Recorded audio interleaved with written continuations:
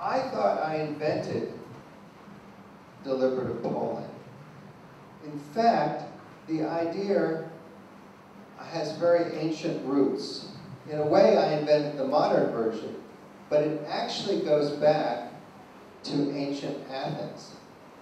In ancient Athens, 2,400 years ago, they would choose a random sample of the citizenry and bring them together to deliberate at length to make important public decisions.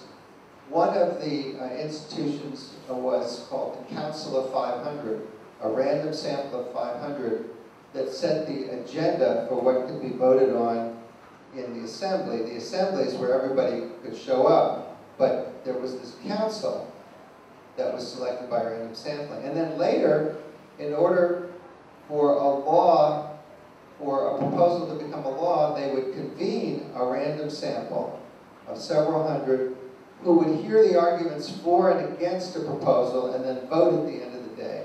And those legislative commissions made the final decision. In any case, I was in Athens and went to the museum of the Forum in Athens, and this is the leftovers, this is what is left of a machine that the ancient Athenians used. It's called the Kleroterion, K-L-E-R-O-T-E-R-I-O-N. You can look it up online.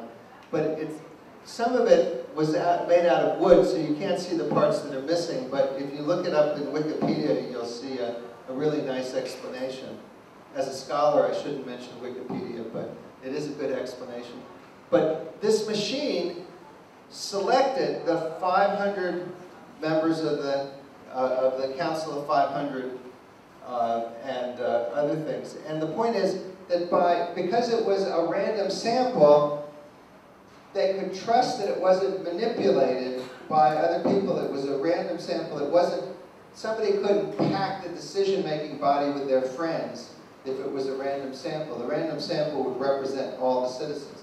Of course, in ancient Athens, there were limitations. Only men could be citizens. Only men could vote, things of that sort. And there were a lot of people who were not citizens. But nevertheless, as a kind of democracy, it was the first. So actually, I returned this to modern Athens,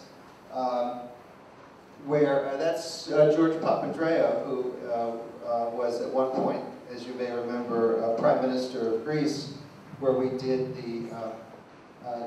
he used the deliberative poll to select candidates. You can use it, we're mostly using it to select policy, but he used it to select candidates. Just to tell you about a couple of other difficult projects that we dealt with. In Bulgaria,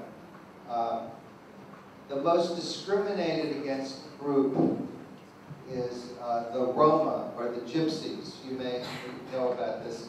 They're a group that is very sharply discriminated against in its schooling, its housing, and in the criminal justice system. And so we did a national deliberative poll. The Prime Minister actually participated, but answering questions. But we did a national deliberative poll about the condition of the Roma, the Gypsies in Bulgaria. And one of the notable, and there's tremendous prejudice against them. So much prejudice that one of the,